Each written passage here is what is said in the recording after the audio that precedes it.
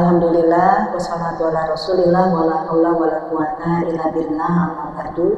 Asyhadu an la ilaha illallah wahdahu la syarikalah wa asyhadu anna Muhammadan abduhu wa rasuluhu la nabiyya ba'dah. Allahumma shalli ala sayyidina Muhammad wa ala ali Muhammad fil alamin innaka Hamidum Majid. Hari ini rasa-rasanya ya saya berada di depan yang anak-anak geng Alpha ya. Kenapa? Karena pada ping-ping semua ya. Bahkan nggak tanggung-tanggung itu yang juga ping. Jadi dari tadi saya mikir, ini saya hidup di zaman tahun berapa ya kan gitu kan. Masya Allah, tambah lagi ini kayak mau kerokean ini ya kan. Masya Allah ya. Tema yang disampaikan oleh Mbak Ning ya kepada saya untuk kita tadaburkan bersama adalah surat Rum, surat yang ke-30, ayat yang pertama sampai ayat yang ke-11. Namun tadi yang dibaca langsung to the point, yaitu ayat yang ke-9. Sebenarnya surat Rum ini nggak asing. Kenapa? Karena biasanya pada saat proses pernikahan itu yang dibaca surat Rum ya, yaitu dari mulai ayat yang ke-17 ya. Wa min subhanallahi natumsuna wa hina tusbihun ya. Dan Masya Allah, kita anggap hari ini adalah bagian dari evaluasi, karena dulu yang nikahnya mungkin 30 tahun yang lalu ya, atau yang nikahnya 20 tahun yang lalu, atau nikahnya 10 tahun yang lalu, ataupun mungkin ada yang baru nikahnya 5 tahun yang lalu ya. Allah mengingatkan dulu waktu surat Rum dibacakan saat proses pernikahan kamu, hari demi hari berganti bulan, tahun, kira-kira kamu masih memahami dan masih punya karakter seperti yang diinginkan oleh Allah enggak waktu ayat ini dibacakan? Karena ayat yang dibacakan tentang pernikahan itu diantaranya kan yang cukup familiar, suka ada di undangan tuh, tepat ayat ke-21-nya. Apa bu bunyinya? A'udzubillahi minasyaitonirrajim. Wa min ayatihi an khalaqalakum min anfusikum azwaja litaskunu ilaiha wa ja'ala bainakum mawaddatan wa rahmah inna fi dzalika laayatin liqaumin yatafakkarun. Kan ya, yatafakkarun kan? Tunggu. Liqaumin yatafakkarun. Karena ketika bacanya itu liqaumi yatafakkarun, luar biasa.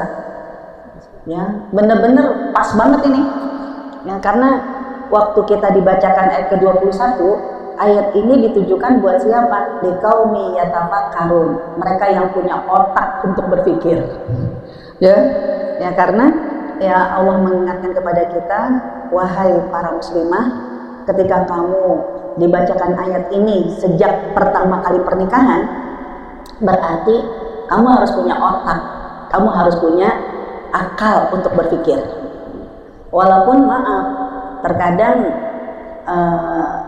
kita ini lebih cepat emosinya daripada mikirnya, kan gitu kan? Saya pernah suatu kali ada seorang Pak Yai itu menyebutkan kayak begitu, perempuan itu lebih cepat bertindak daripada mikir. Awalnya saya merasa matang jiwanya. Itu dalam surat Al-Isra ayat ke-36, praktek dari ayat pernikahan, yaitu Allah menyuruh kita, a'udzubillahi minasyaitonirrajim, wala taqfu. Jangan kamu bersikap, jangan kamu ambil tindakan, jangan kamu komentar, jangan kamu melakukan apapun ma laisa laka bihi ilm, kalau kamu nggak punya ilmunya. Dari mana ilmu itu?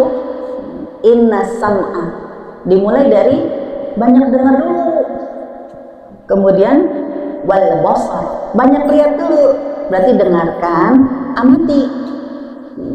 Baru setelah itu ya kamu bertindak. Nah, hari ini salah satu dari evaluasi, karena kembali ya, saya mengingatkan dulu yang pernikahannya kita ya, dari sejak dulu dibacakan surat Rum, ternyata hari ini Bu Ning menyuruh kita untuk mengevaluasi surat Rum, kan gitu kan ya, walaupun dengan judul iri, dendam dan sombong, ya kan, bahaya iri hati, dendam dan sombong. Artinya ini bukan gak ada hubungannya, pasti semua by skenario dari Allah Subhanahu Wa Taala, dari Allah Subhanahu Wa Taala. Ya nggak usah nanya, kenapa sih emangnya ada yang lagi jutek ya, ada yang lagi julid ya, nggak usah. Kan kadang orang-orang itu memilih judul ya sesuai dengan realistis, kan gitu kan. Ada kebutuhan, kenapa mungkin ada di antara kita yang lagi ribut ya, mungkin ada di antara kita, yaitu ada kalanya orang berpikir seperti itu. Tapi kalau kita orang yang cerdas, orang yang berpikir positif ya, materi ini ternyata itu by skenario dari Allah. Itu memang Allah yang menginginkan, karena dulu ya puluhan tahun yang lalu, belasan tahun yang lalu, Allah sudah membacakan ayat ini kepada kamu. Yang tadi ayat pernikahan ya, saya ulangi kembali ayat pernikahannya ya, dimulai dengan Allah mengingatkan kita dengan wamin ayatihi. Artinya apa wamin ayatihi? Di antara tanda-tanda kekuasaan Allah. Artinya orang itu kalau melihat tanda-tanda kekuasaan Allah biasanya mengucapin apa? Masya Allah, Subhanallah, itu kan? Melihat bulan purnama, Masya Allah, melihat gunung, Masya Allah, kayak begitu. Nah, Allah menyuruh kita, kamu bertahan sekian tahun, belasan tahun, puluhan tahun dalam pernikahan kamu, kira-kira bagaimana orang-orang memandang, berkomentar tentang perilaku kamu. Jangan sampai, ya Allah, dulu mah kita tahu banget waktu nikah kagak punya apa-apa, ya kan? Sekarang begitu udah jadi orang, ya Allah, belagu banget, sombong banget, kan gitu kan? Ya, kalau akhirnya ada perubahan ke arah negatif kayak gitu, nggak mungkin orang bilang Masya Allah. Bisa jadi orang melihat mereka perubahan sikap kayak gitu, komentarnya apa, Bu? Ih, naudzubillah, dia amit-amit, kan gitu kan? Berarti apa?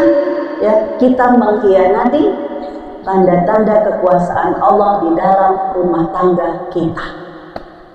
Jadi judul ini adalah untuk mengevaluasi. Jangan sampai, ya Allah, sedikit ada sikap buruk yang ada di dalam rumah tangga kita, maka nanti orang-orang itu tidak lagi mengucapkan Masya Allah, Subhanallah, tapi malah mengucapin Astagfirullah, apalagi amit-amit, na'udzubillah, ya, karena ada iri hati, dengki, dendam. Ini menunjukkan tentong gagal rumah tangga kita.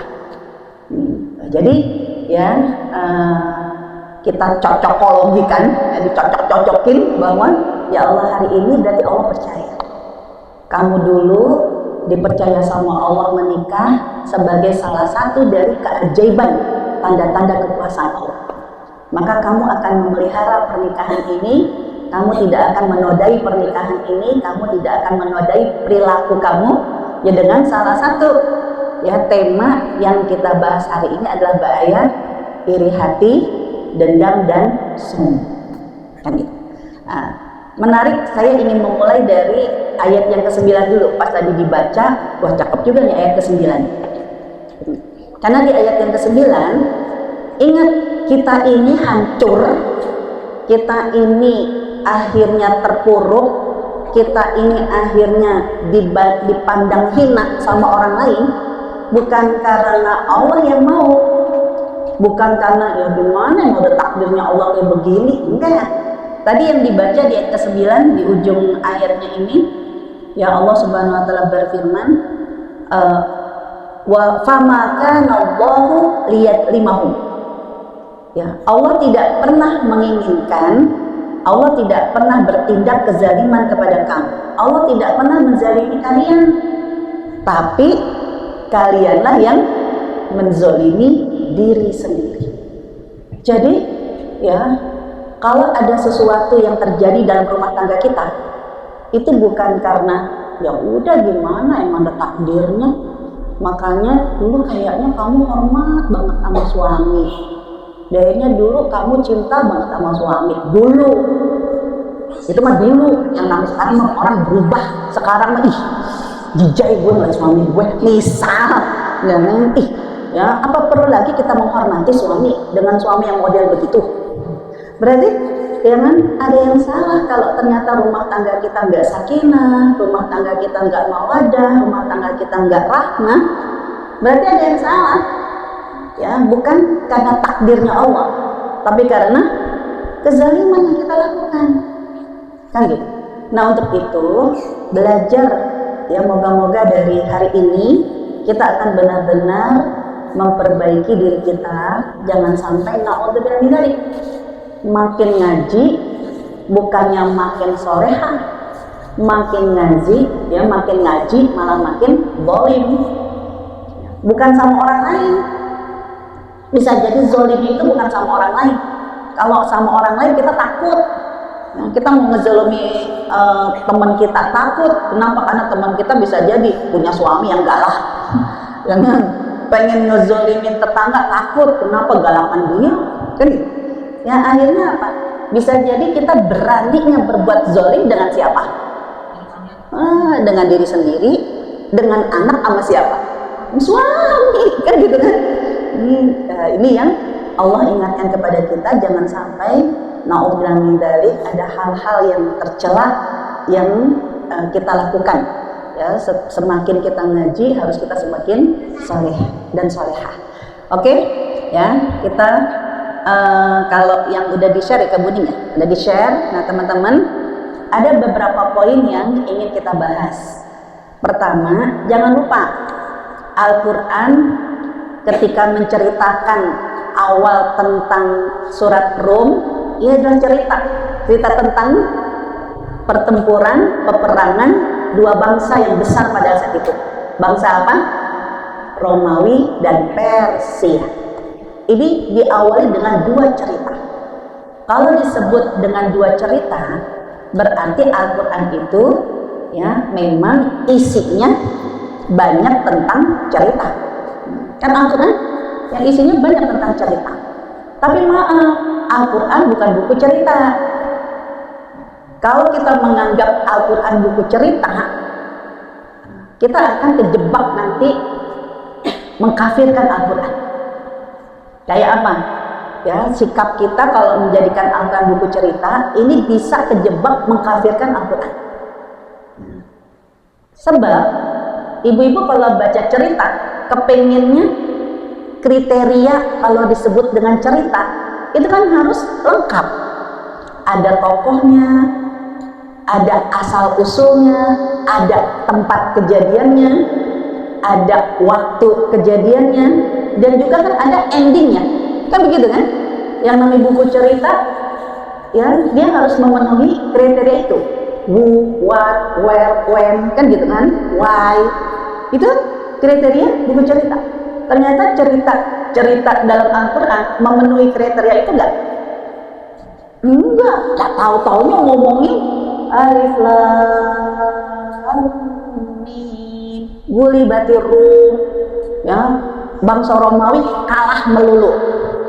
Tapi suatu saat setelah mereka kalah, mereka akan menang. Tontonnya ngomongin bangsa Romawi kalah, emangnya apa asal usulnya? Gimana ceritanya? Kan gitu. Kalau kita menganggap Al-Quran buku cerita, kita banyak kecewanya. Nggak lengkap. Tontonnya ngomongin kayak begini cuplikan doang, ya kayak teaser doang, kan gitu kan? Nggak lengkap. Menganggap Al-Quran nggak lengkap, itu jadi kafir. Karena Al-Quran pasti lengkap, sempurna dan paripurna. Kadang disebut nama orangnya, Samiri, ya. Kemudian siapa lagi Samiri, ada lagi Haman, ya Korun, kan ada nama-namanya. Tapi nggak lengkap. Ini asal usulnya, ceritanya di mana, kapan kejadiannya, kan gitu. Nah kalau kita menganggap Al-Quran buku cerita, nanti kita kejebak mengkafirkan Al-Quran, karena kita akan menganggap Al-Quran nggak lengkap. Jadi kalau kita berhadapan dengan cerita, jangan menjadikan Al-Quran buku cerita, tapi Al-Quran buku hidayah. Al-Quran buku hidayah, buku petunjuk. Berarti penggalan cerita ini pasti ada petunjuk, ada hidayah. Apa ya maunya Allah?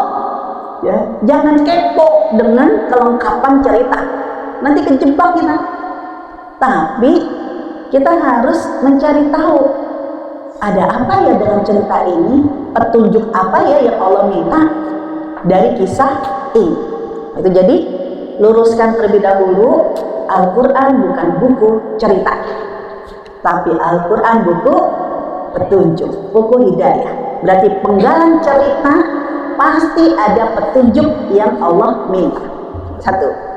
Kemudian yang kedua, ini surat Rum kategorinya diturunkan di Mekah atau di Madinah, Makkiyah atau Madaniyah. Di Mekah. Ya, artinya apa?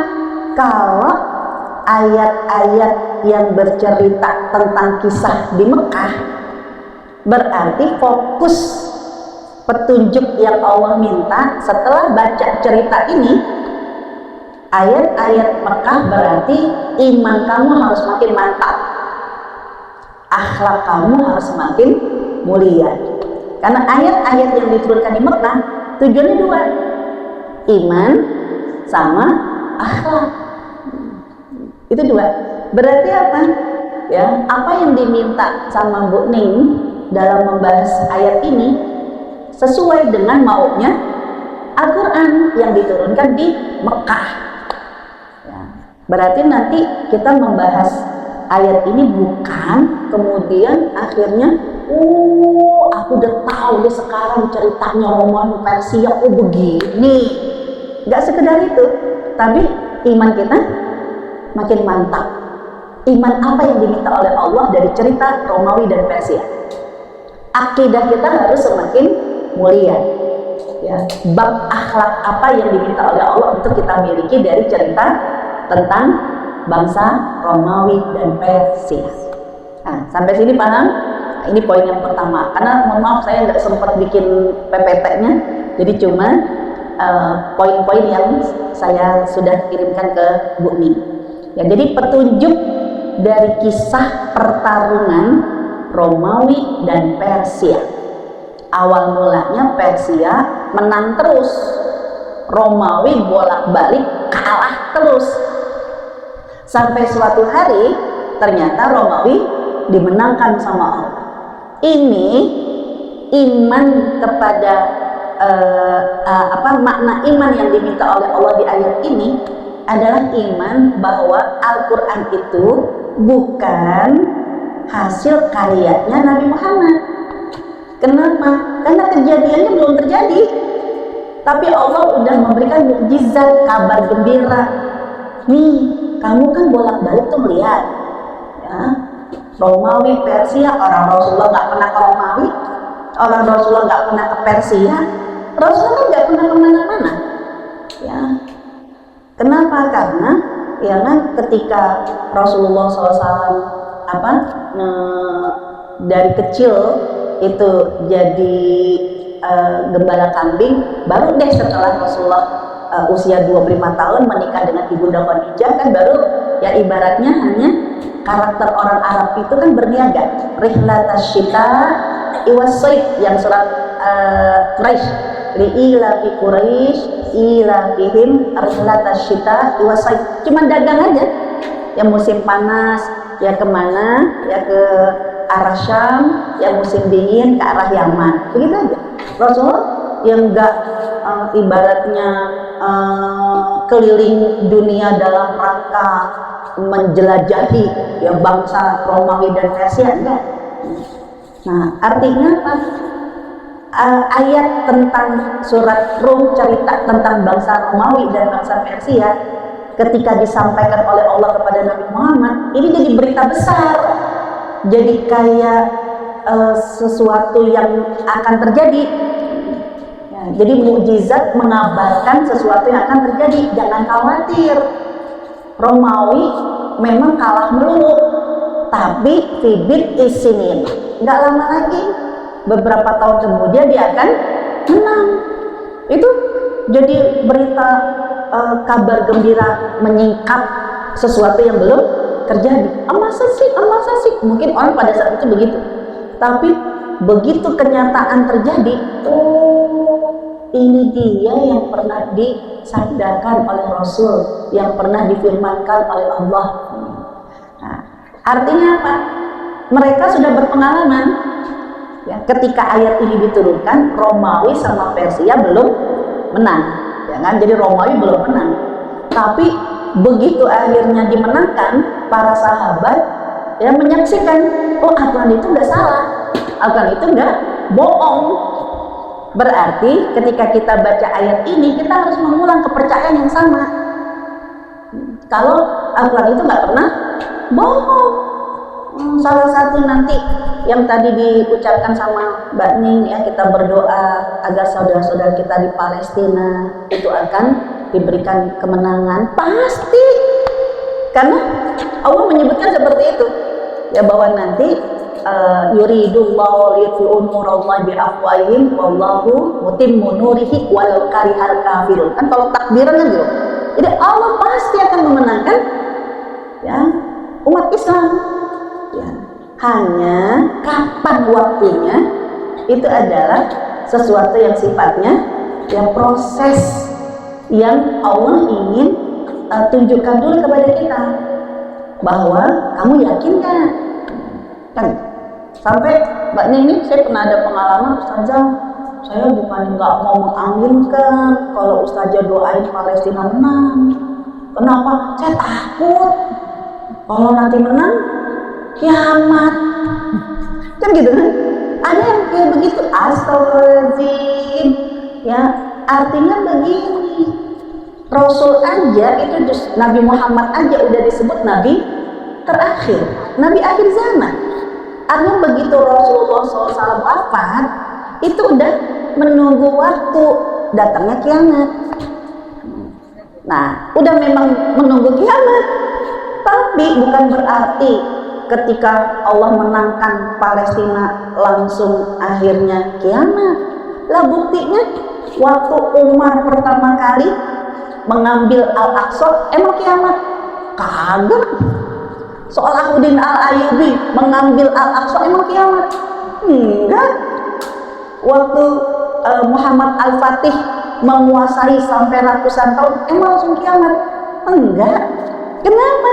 Karena memang yang namanya pertarungan kayak bangsa Romawi dan Persia, kalah menang, kalah menang, kalah menang, kan gitu kan? Allah hanya ingin melihat di mana keberpihakan kamu, di mana positive thinking kamu untuk terus ya berdoa, untuk terus menjemput kemenangan, kan gitu? Bukan akhirnya doa aja kagak mau, takut, jangan terkiamat. Nah, sudah menunjukkan cerita Umar bin Khattab mengambil Al-Aqsa, nggak langsung kiamat. Kenapa? Karena memang kiamat itu pasti tiba, tapi menuju kiamat ya itu akan ada terus pertarungan, menang kalah, menang kalah, menang kalah, sampai nanti babak final menang, kan begitu. Nah, jadi ya hal-hal yang seperti ini yang kita belajar dari kisahnya bangsa Romawi dan Persia. Nah, selain itu nanti ada akhlak yang diminta. Akhlaknya apa? Ya kan? Tunggu, sebelum bicara akhlak, akidahnya dulu saya tuntaskan.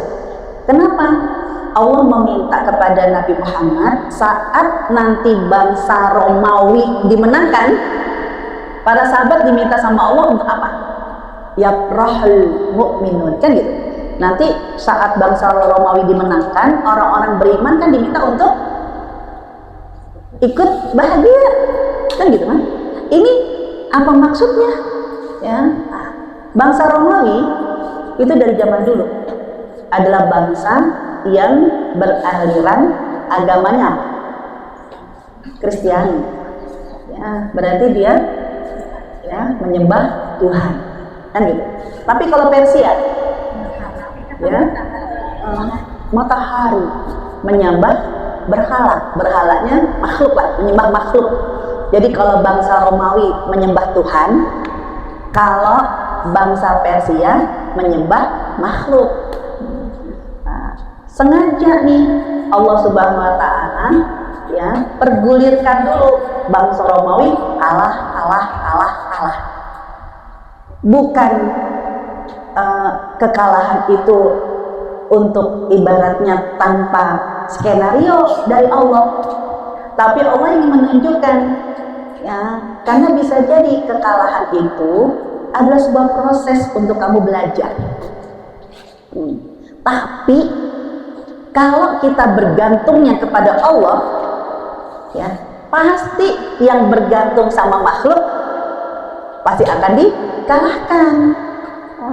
Karena begitu bangsa Romawi dimenangkan, tandanya apa pada saat itu? Siapapun yang bergantung hanya kepada Tuhan pasti akan dimenangkan sama Allah. Ini sebuah ya keyakinan. Artinya apa? Iman dulu, kita positive thinking dulu. Ya, karena diceritakan di ayat ini bangsa Romawi kalahnya berkali-kali. Padahal kalah itu bukan untuk kalah selamanya, bukan untuk gagal terus-menerus, tapi persiapan untuk menang, kan gitu? Ya karena ya kan kadang kita begitu, kita tuh sudah punya negatif thinking sama Allah. Sekali kita gagal udah langsung ya Allah kayak runtuh ini langit, ya Allah udah kayak ditenggelamkan sama bumi. Kita udah seuzon. Padahal bisa jadi gagalnya kita satu kali menurut kita itu gagal, menurut Allah itu persiapan menuju menang. Makanya ada trainer kan, kegagalan adalah ya awal kesuksesan. Ya kenapa? Karena gini, saya ngasih ilustrasi. Jadi jangan sampai kita selalu menganggap depan kita itu gagal, karena bisa jadi menurut Allah itu bukan kegagalan, itu adalah awal kemenangan yang Allah siapkan kamu agenda lebih besar lagi. Contoh sederhana aja, ibu kepengen banget ya metik bunga punya tetangga, ya Allah tuh bunga cakep banget, pengen banget metik, tapi gak kesampaian melulu. Kan bisa jadi kalau nggak di tetangga atau di jalanan, kepengen banget yang metik itu bunga, gagal melulu, gak berhasil melulu. Ya, kita menganggap itu kegagalan. Padahal akhirnya apa? Bolak-balik kamu gagal metik bunga karena Allah menyiapkan agenda untuk kamu yang lebih besar. Akhirnya apa? Udahlah, mendingan nanam bunga aja dah. Ya kan? Begitu akhirnya nanam bunga, dirawat, berbunga. Begitu dirawat sendiri itu bunga, tega nggak dipetik? Ya kan?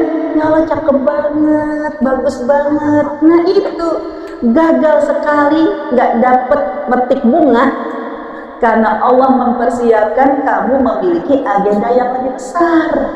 Kamu ingin bunga itu untuk kamu miliki, tapi ternyata ya kamu nggak diberi kesempatan oleh Allah untuk mengambil bunga orang.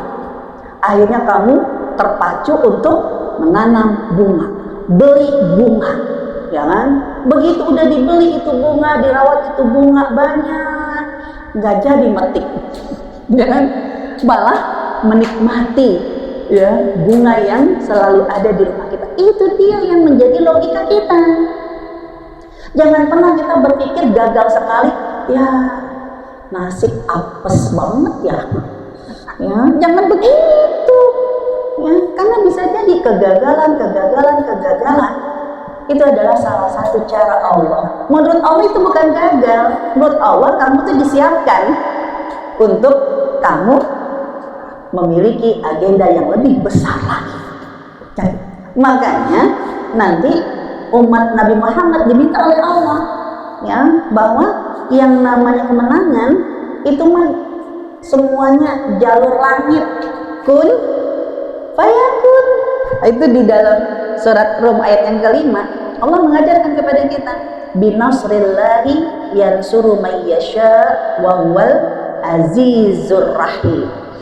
Karena pertolongan Allah, dialah yang menolong ya, dia Allah akan menolong siapapun yang Allah kehendaki, karena Allah Maha Perkasa lagi Maha Penyayang.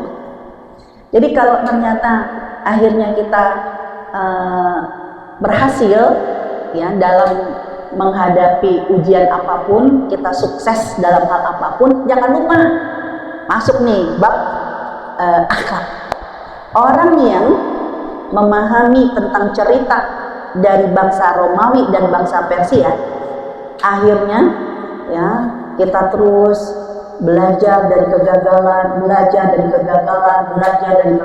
bukan takut, tapi belajar sampai akhirnya sukses, diuji sama Allah akidah dan akhlaknya. Apakah kemudian ketika kamu berhasil sukses, kamu merasa sukses itu atas usaha kamu atau dari Allah? Ya kan? Karena betapa banyak janji Allah. Kemarin anak saya yang perempuan, ya kan, baru umur 21, dia cuma bilang gini, Umi, aku takut nikah. Emang Umi nggak nyuruh kamu nikah sekarang, ya kan? Sebab begini nih, kenapa sih ya mahasiswa-mahasiswi kalau nikah di luar ya, itu kok kayaknya ngomonginnya nikah dulu. Ya emang begitu, karena Umi dulu pengalaman waktu di Mesir. Ya Allah, itu ibaratnya jauh dari orang tua, nggak mau pacaran, akhirnya mikirnya nikah kan. Ya kan, teman saya tuh banyak banget Bu, nah baru tingkat 1, tingkat 2 pikirannya udah mau nikah, karena kan bisa jadi sendirian yang ketika kuliah nggak ada orang tua, nggak ada kakak, nggak ada adik, dia butuh sandaran, kan akhirnya nyari pasangan kan gitu. Nah, aku nggak mau nih, emang aku nggak nyuruh kamu nikah gitu kan, baru umur 21, selesaiin dulu kuliah kamu. Nanti ya kalau udah selesai kuliah ya kamu baru nanti berpikir tentang pernikahan. Ya, nih emang nih katanya teman-teman gini nih, udah nikah pasti nanti Allah akan cukupkan, ya pasti Allah akan kasih rezeki. Jadi nikah itu akan membuat pintu rezeki. Emang begitu nih? Iya. Ya itu tidak hanya di sabda Rasul, di Al-Quran kan juga begitu. Ya ketika kamu dalam kondisi miskin, maka faliyughnillah, Allah akan mengkayakan kamu. Itu janjinya Allah. Menikah itu ya, ketika seseorang menikah pasti Allah akan memberikan rezeki. Ya, oh gitu nih, ya kan? Pasti karena kita memiliki keyakinan pasti orang yang menikah itu Allah akan berikan rezeki. Ya, asalkan matanya terbuka, matanya ngelihat di depannya adalah rezeki. Namun jangan sampai nanti begitu akhirnya ya suami itu sukses, bisa jadi karena doanya istri. Ya, anak-anak itu sukses bisa jadi karena doa orang tua. Kan gitu kan? Ya, kesuksesan itu bisa jadi karena ada orang-orang yang mencintainya, yang mendoakannya. Ya ibu dulu waktu masih gadis, ya kan, kadang ya lupa inget doain orang tua, jadi kan. Tapi begitu udah jadi istri, nggak pernah lepas doa untuk siapa? Suami, ya kan? Ya kan, jujur aja, ya kan? Ya, begitu jadi orang tua, nggak pernah lepas juga doain anak, kan gitu kan? Ya, kadang orang tua keskip, ya kan? Jujur aja orang tua keskip. Ya, padahal orang tua sama sakitnya sama suami kita. Yang kita doain khusyuk biar sembuh siapa? Suami. Kan gitu kan? Ya, sama ya, orang tua juga lagi sakit dengan anak kita yang sakit. Mungkin orang tua sakit itu udah lama, anak sakit demam. Yang khusyuk kita doain apa? Anak. Kan gitu kan? Artinya apa? Ya, bisa jadi nanti ketika suami istri, keluarga itu menjadi sukses, ya, Allah akan menguji di situ dari belajar kisah Romawi dan Persia. kamu merasa sukses kamu itu hasil jerih payahmu atau Allah yang memberikan rezeki kepada kamu, Allah yang bukan pintu rezeki kepada kamu.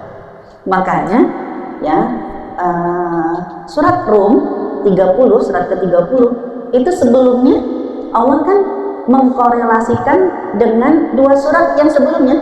Jadi dua surat yang sebelumnya kan surat yang ke-28 ya, surat Al-Qasas. Kemudian surat yang ke-29 namanya surat Al-Ankabut ya. Al-Qasas itu salah satu cerita orang-orang yang udah sukses, Allah sukseskan lalu dia lupa diri kalau Allah yang mensukseskan, bisa-bisa nanti ditelan bumi. Kisahnya siapa? Qarun. Itu kan penutup surat Al-Qasas. Dari mulai ayat yang ke-76 ya, ketika Allah menceritakan tentang Qarun. Nah, Qarun kenapa istilahnya kalau harta di dalam bumi namanya harta karun, ya kan? Karena kan asal mulanya Qarun. Nah, Qarun itu dia sukses kaya raya, memang orang tahu itu adalah jerih payahnya. Dia kemana-mana bawa kunci harta, itu bukan hasil korupsi, memang kesuksesan dia, ya, memang kecerdasannya dia dalam bisnisnya, ya, sehingga dia menjadi tajir melintir. Tapi Allah uji, ya, ketika ya orang-orang kan memuja-muji Qarun, wah Qarun keren, hebat. Ternyata ucapan Qarun yang membuat Allah marah banget, ditenggelamkan sama hartanya. Yaitu ketika dia mengatakan ya di ayat yang ke-78 gitu, innama utituhu ala ilmin indi. Semua kesuksesanku adalah hasil jerih payahku. Itu Qarun zaman dulu ngomong kayak begitu.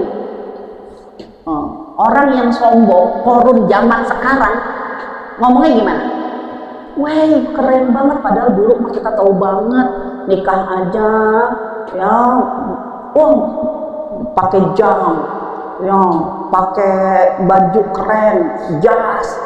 Nah, begitu setelah nikah dipretelin semua, sepatu minjem, jas minjem, kan gitu kan, mobil minjem, kan gitu kan, dipretelin semua. Sekarang bisnisnya maju, karirnya sukses, tajir melintir. Nah, kalau Qarun zaman sekarang nggak mungkin ngomongnya kayak Qarun zaman dulu, kepanjangan. Wih, keren, sukses, semua yang aku dapati adalah hasil jerih payahku. Ih, itu mah kepanjangan. Kalau Qarun zaman sekarang ngomong gimana? Gue gitu loh, gitu kan? Ih, keren, top, markotop, ternyata gila loh, sukses. Kalau zaman sekarang ngomongnya apa? Gue gitu loh. Itu hati-hati. Berarti dia tidak belajar bagaimana dari kisah bangsa Romawi dan Persia, bahwa kemenangan suatu saat dari kegagalan akhirnya kamu sukses.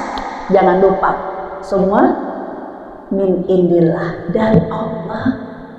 Makin sukses makin syukur, makin sukses makin banyak sholatnya. Saya mau tanya, kalau orang Jepang itu ngucapin terima kasih, biasanya reaksi mereka gimana? Apakah cuma thank you?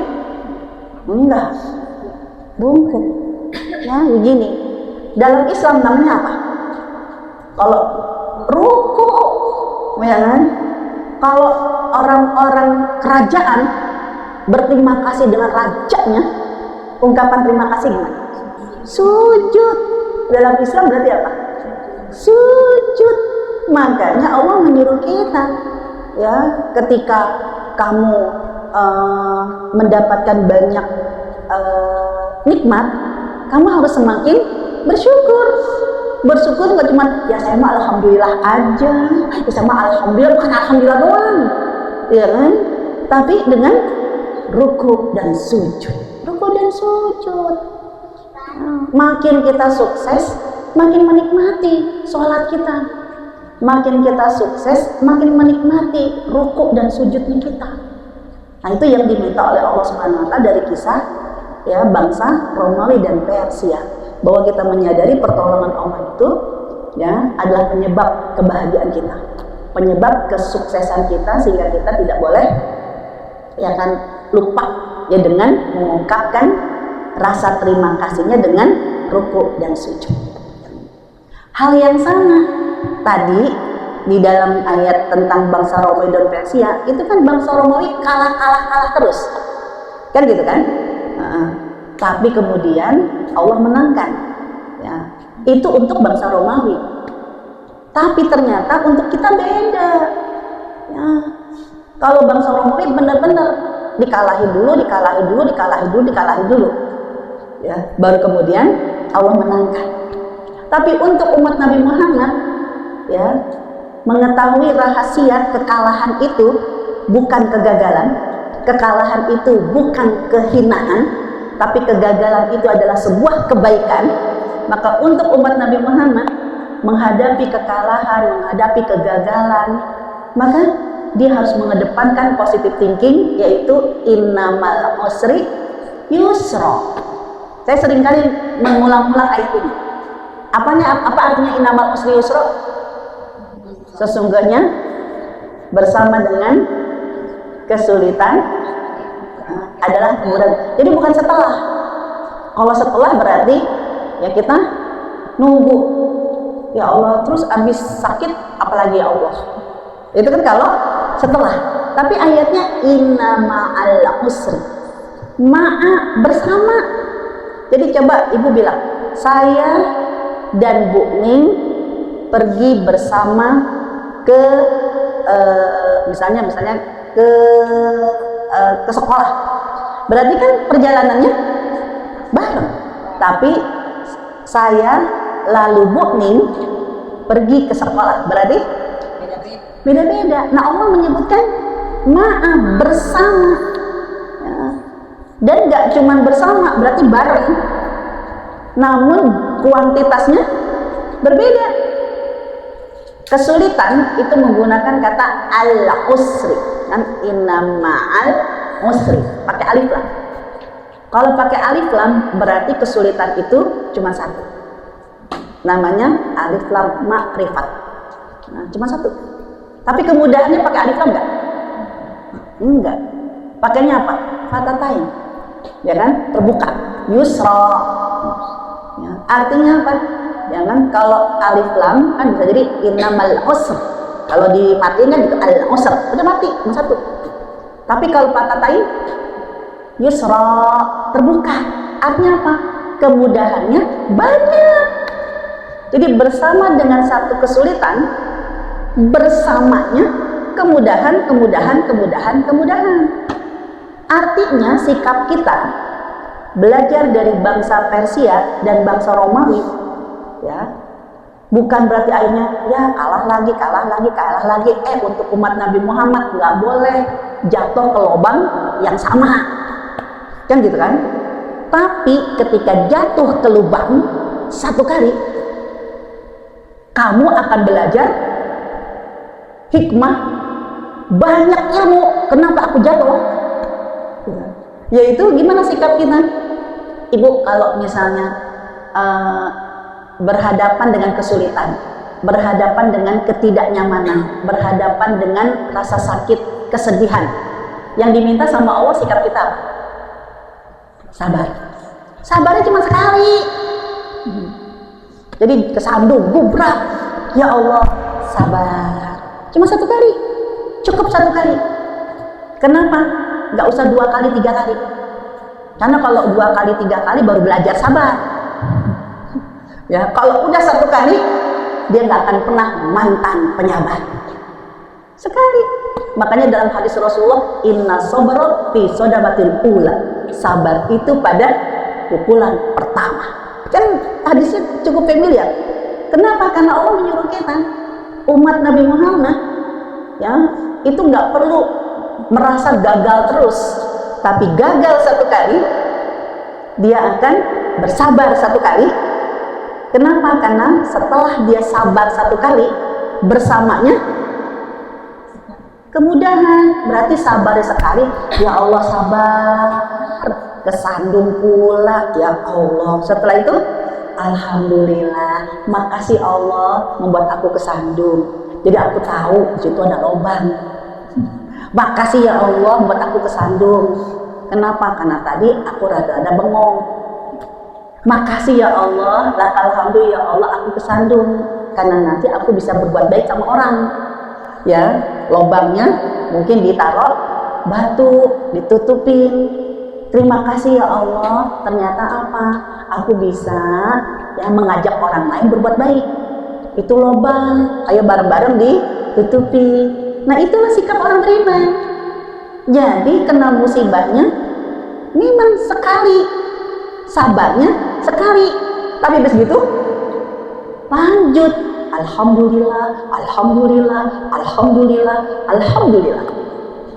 Jadi jangan bangga kalau hidup ini cuma merasa, ya Allah ustazah, ya Allah doain ustazah ya. Kenapa ya Allah ujiannya berat banget ustazah?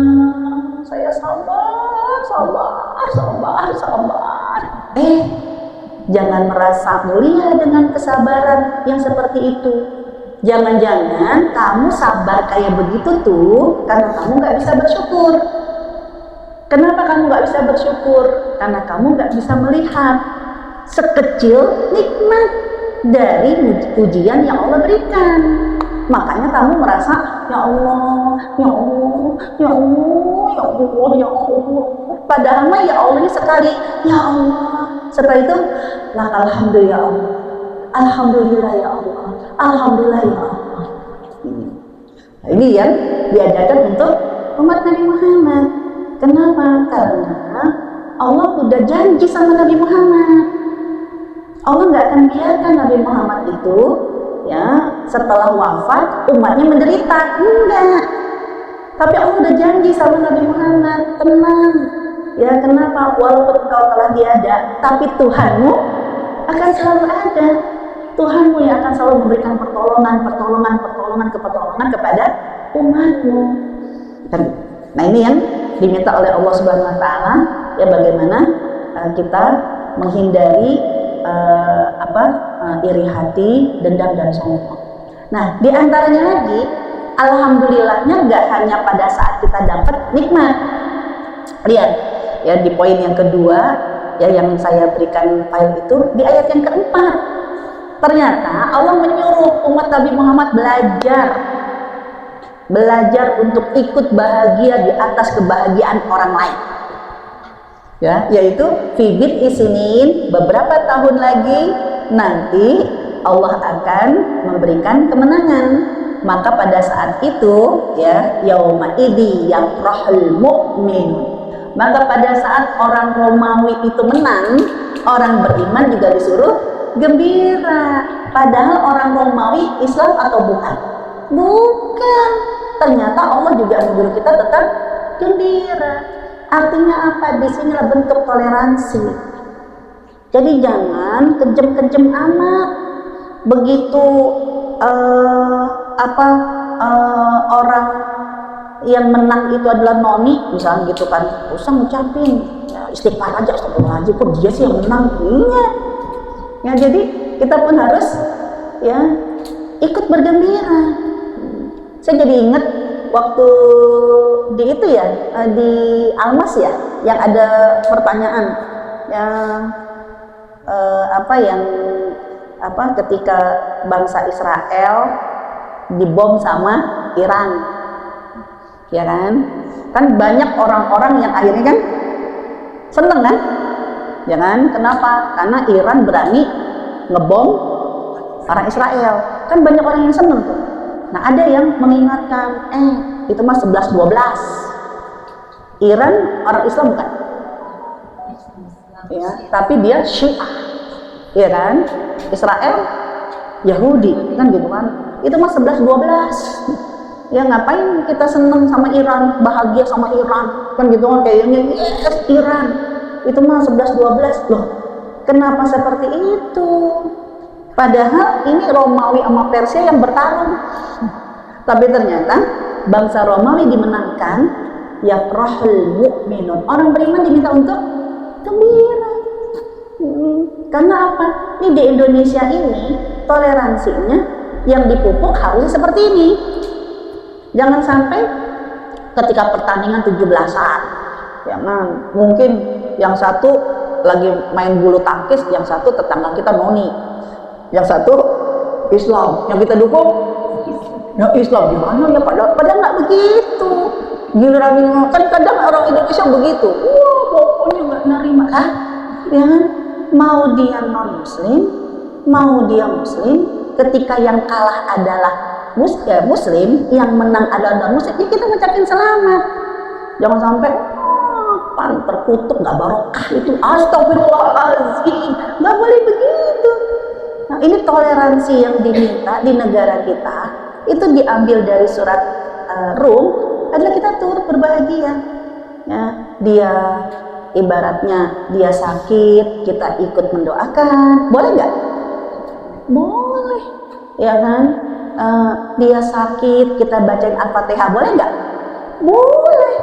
Kenapa? Karena kita nggak bacain Al-Fatihah aja Allah bisa sembuhkan. Tapi kita bacain Al-Fatihah, kenapa? Karena kita percaya yang menyembuhkan itu Allah. Jangan sampai kok bacain Al-Fatihah kagak ngaruh, nggak ngaruh, ya kan? Nggak kita bacain aja, ya Allah sembuhkan. Kenapa? Karena Allah itu Ar-Rahman, Allah itu nggak pelit, Allah itu nggak bakhil. Nah ini bagian dari toleransi. Gunakan nama Allah Ar-Rahman, nggak pelit, nggak bakhil. Artinya apa? Allah nggak ngelihat dia Islam, dia percaya sama Allah, tapi nggak. Orang sakit Allah kasih sembuh, ya kan? Orang bisnis dia serius Allah kasih untung, ya. Kenapa? Karena Allah Ar-Rahman, Allah nggak pelit. Ya, bukan berarti ya udara, ya kan? Itu orang kafir kenapa sesak napas? Ya karena dia kafir makanya ya dia sesak napasnya. Lah mau hidungnya gede, mau hidungnya minimalis, kagak ngefek. Kenapa? Karena Allah itu nggak pelit, nggak bakhil. Nah, itu gunakan sifat Ar-Rahman. Tapi jangan dengan non muslim menggunakan sifat Allah Ar-Rahim. Ar-Rahim itu artinya Maha Penyayang. Berarti yang disayang sama Allah hanyalah orang-orang yang juga menyayangi Allah. Apa yang Allah berikan dengan sifat Allah Ar-Rahim kepada orang beriman aja? Karena orang beriman yang sayang sama Allah, makanya Allah ridho, ya, Allah ampuni, ya, Allah berikan keberkahan. Ya, itu untuk orang beriman. Makanya kita nggak boleh mengucapkan keberkahan, nggak boleh minta doa untuk diampuni. Kenapa? Karena yang diampuni oleh Allah, yang diberkahi sama Allah, ya, hanyalah mereka yang sayang sama Allah. Waktu sakit, haknya untuk sembuh, nggak apa-apa didoakan. Dan kita ikut bahagia, alhamdulillah, udah sembuh ya, alhamdulillah, udah sehat. Jadi alhamdulillah, itu kan non muslim, oh alhamdulillah. Lah, tanpa kita mengucapin alhamdulillah, Allah bisa sembuhkan. Tapi kalau ternyata dia nggak sembuh-sembuh, akhirnya meninggal, ya kan? Boleh nggak kita bertakziah ke rumahnya? Boleh. Boleh nggak kita doain, ya Allah moga-moga Allah ampuni dosanya? Kagak boleh. Karena orang yang diampuni dosanya oleh Allah hanyalah mereka yang minta ampun sama Allah. Kan begitu. Nah, jadi hal-hal yang kayak begitu, ya, takziah datang silahkan, ya kan, nggak masalah. Pernikahan kita datang nggak masalah. Kan saya gitu. Saja ada yang nikah nih non muslim, datang nggak? Di mana nikahnya? Ya kan? Karena seperti halnya orang Islam, pernikahan itu ada akad, ada resepsi. Ya kan? Akad itu agama, resepsi sosial, kayak gitu kan? Bahkan harusnya kalau untuk umat Islam, ya, yang barokah itu menghadiri akad, jangan cuman kan ditulis akad hanya untuk keluarga, kan gitu kan? Ya kan? Nah, resepsi itu kan ibaratnya sebagai wujud syukur, ya kan? Nah, sama ketika pernikahan non muslim juga begitu. Di mana nikahnya? Di gereja, ya kan? Nah, kalau di gereja kan bisa jadi memang ada pemberkatan, ada juga resepsi, kan gitu kan? Nah, kita datangnya yang mana? Yang pemberkatan nggak boleh. Kalau yang resepsi, saya memikir, ya kan? Nah, saya bilang gitu, saya mikir, kenapa? Karena saya bukan saudara dia. Ya, pertama saya bukan saudara yang harus datang, ya kan? Kecuali kalau saudara. Yang kedua, kalau saya datang dengan jilbab, lalu akhirnya ada video, kan bisa jadi, wow, Ustazah Nur Hamidah ke gereja, iya kan? Ya, makanya ya ternyata di masyarakat kita kadang tanpa mengurangi rasa hormat, ya kan? Ya tidak menerima hadiah atau ya kan langsung dikasih kode nomor rekening, ya udah kita datang aja nomor rekeningnya kan gitu kan, kita kirimin ke rekeningnya kan gitu kan, ya maaf ya ikut turut berbahagia, ya artinya kan hal-hal yang seperti ini ya ini menjadi bagian untuk kita memilah-milih mana yang kategori Ar-Rahman, mana yang kategori Ar-Rahim. Nah sekarang yang poin ketiga nih, tips ya, ini baru langsung. Jadi Allah ngasih tahu tips biar kita nggak memiliki sifat sombong, iri hati dan dengki.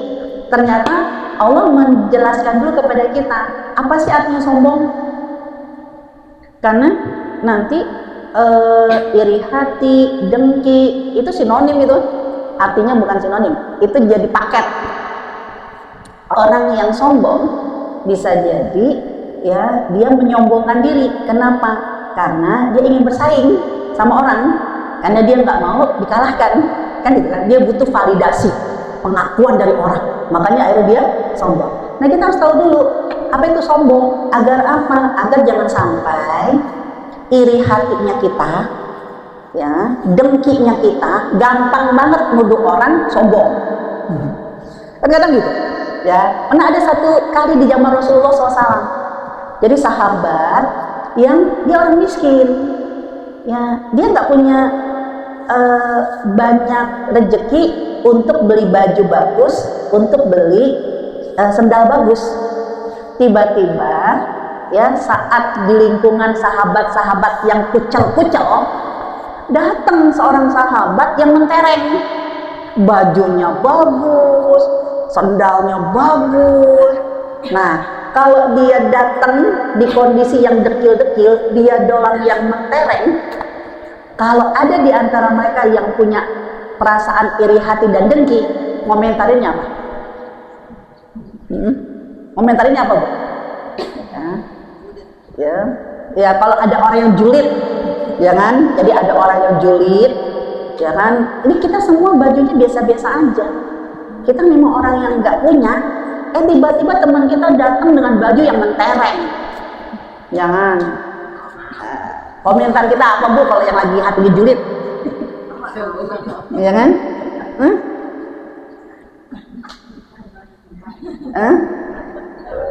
Satu, lebay.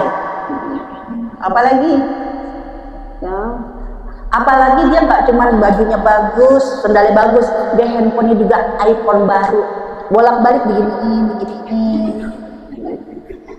Orang yang iri hati dan dengki, yang hatinya julid, ngelihat dia bawa barang bagus, ya, dan selalu bolak-balik dilihat, bisa jadi komentarnya apa, Bu?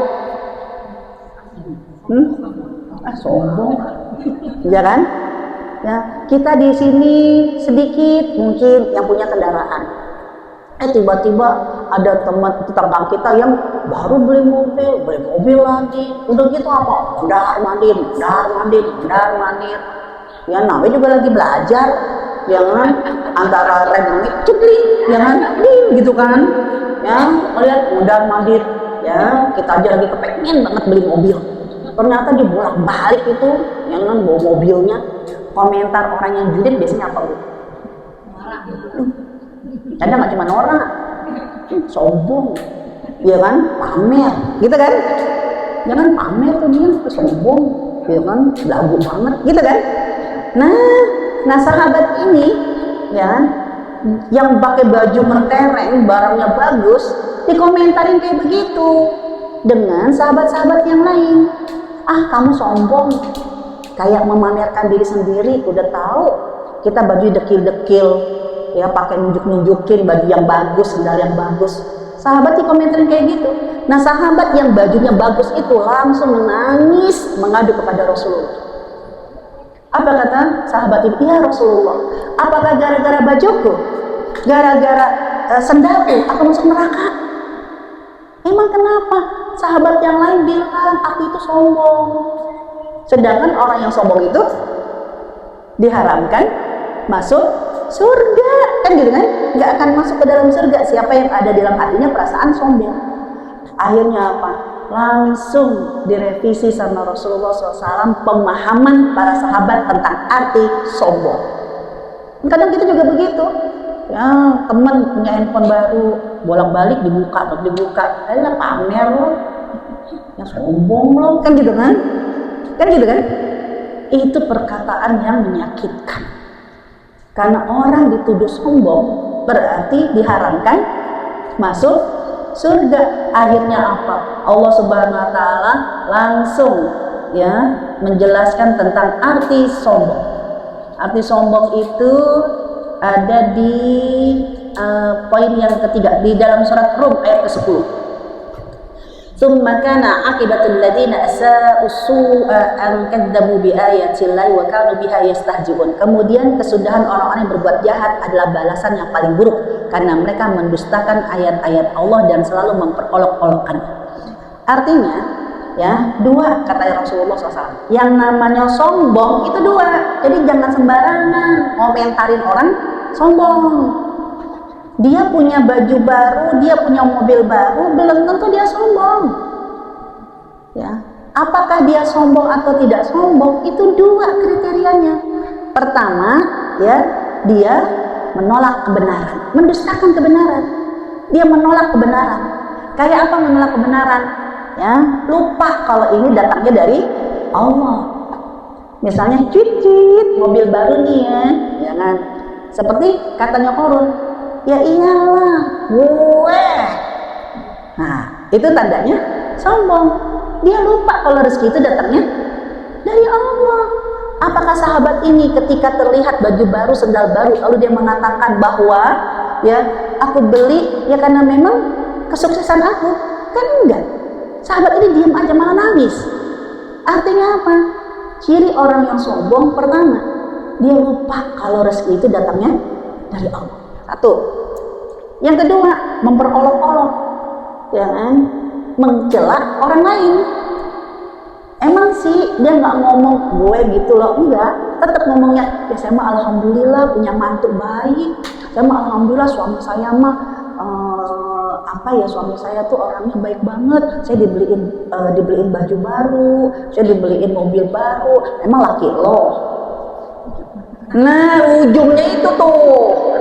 Awalnya sih alhamdulillah, saya mah alhamdulillah emang dia suami saya mah baik banget, ya dia mah tahu banget deh, ya apa yang dibutuhkan sama istri. Saya mah alhamdulillah banget dia punya suami kayak gini, alhamdulillah. Tapi ujungnya membandingkan, mencela orang lain. Makanya, laki lo tuh, baru jatuhnya sombong. Apakah sahabat ini menghina pakaian kalian yang ibaratnya yang buluk? Ya, yang kumel? Enggak. Berarti apa?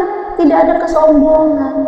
Sampai akhirnya ya Allah menyebutkan orang yang dia punya rezeki lalu akhirnya dia beli sesuatu yang belum tentu dia sombong, tapi bisa jadi itu adalah bagian dari rasa syukurnya. Apa binikmati rabbika fahadis. Atas nikmat yang Allah berikan kepadamu maka tunjukkan. Oh alhamdulillah, ya kenapa kamu beli mobil baru? Alhamdulillah Allah kasih aku rezeki. Alhamdulillah Allah berikan, ya semoga ini menjadi amal soleh buat kita. Kan gitu kan? Nah itu ya kan artinya apa? Ya dia tidak menunjukkan kesombongan. Makanya jangan ember mulutnya. Mentang-mentang udah tahu nih kayak gini. Ya kan, nggak boleh sombong. Ya, ketika orang terlihat kemenangannya, kita ikut ya bahagia. Kenapa? Karena Allah ingin mengajarkan kepada kita, kamu harus bersyukur juga atas kebahagiaan yang Allah berikan kepada orang lain. Sehingga kamu jangan gampang komentarin. Nah, udah menang aja deh. Sombong lo, udah gak pernah nengok lagi sekarang ya. Kan gampang banget orang Indonesia ngomongnya sombong. Jadi nggak boleh sembarangan ngucapin orang itu sombong, kecuali dua. Terlihat dia lupa kalau rezeki itu datangnya dari Allah, atau yang kedua dia menghina, ya kan, menghina orang lain, memperoleh. Tapi jangan juga Bu, nggak menghina, ucapannya syukur tapi bohong. Dosa lagi, sombong enggak tapi bohong. Kayak apa? Saya pernah sebab pengalaman.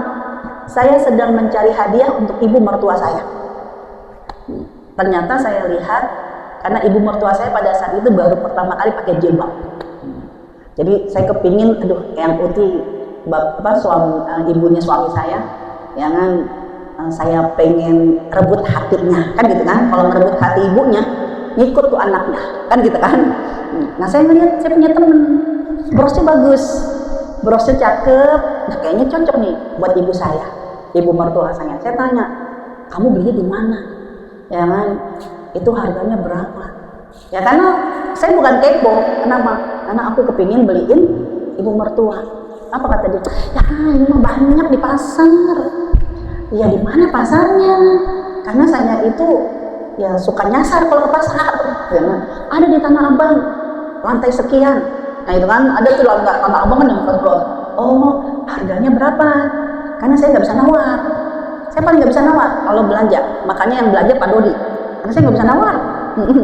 Ya, saya susah ke pasar ngapalin tempat, ya sampai ditegur sama pedagang. Neng udah 3 kali nih, aduh, ini kemana sih gitu kan?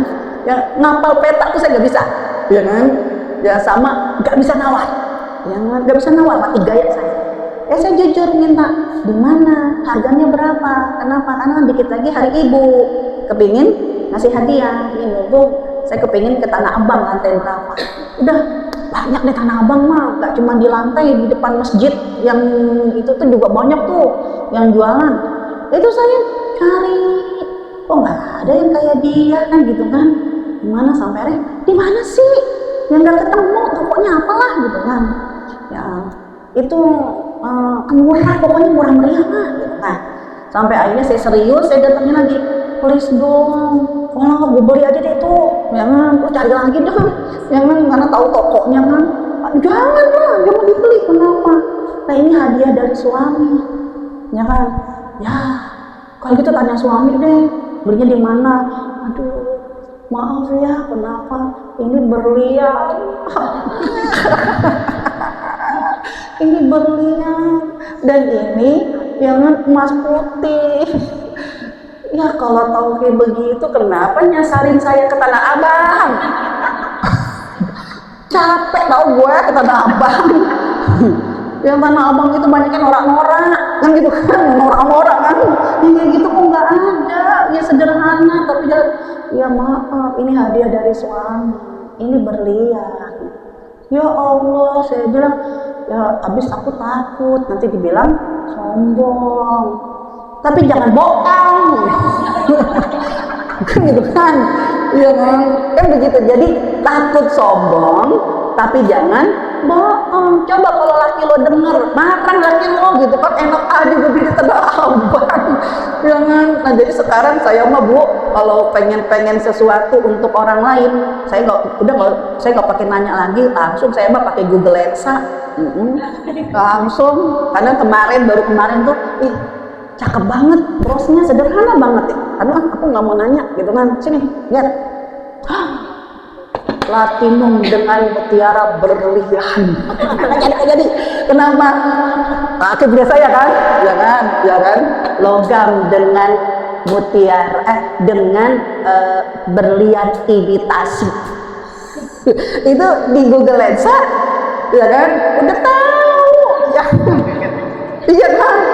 Kayak gitu kan, gue cakep gitu kan, cincin aja, ternyata apa? Dengan berlian imitasi, dengan batu safir, itu benar-benar yang artinya Allah mengajarkan kepada kita tips agar kita tidak jatuh kepada sombong. Kita tahu dulu apa arti kesombongan, Apapun yang terjadi, ketika Allah percayakan banyak rezeki kepada kita, sehingga akhirnya Allah ingin tunjukkan rezeki yang Allah berikan kepada kamu, ternyata kamu benar-benar manfaatkan dengan baik.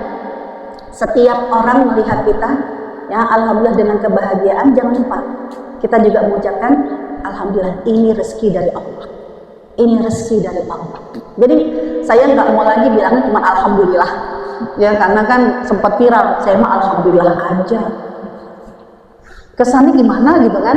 Saya ganti, ya saya ganti ini rezeki minallah, ini rezeki minallah. Ya, ini jadi untuk membuat keyakinan, karena alhamdulillah orang Indonesia kadang jatuhnya jadi sombong, ya kan? Saya mah alhamdulillah, saya mah alhamdulillah, saya mah alhamdulillah, saya mah alhamdulillah. Jadi kurang jeret. Saya ngerubah ini mah rezeki minallah. Makanya orang Arab kadang menyebutkan dengan lakal hamdu ya Allah, lakal hamdu ya Allah. Gak cuma alhamdulillah, lakal hamdu, untukmu pujian ya Allah. Ini definisi yang pertama. Apa tips yang pertama? Pahami sombong. Yang kedua, ya menarik nih. Tadi yang dibaca tips yang kedua itu yaitu yang surat Rum ayat yang ke-9.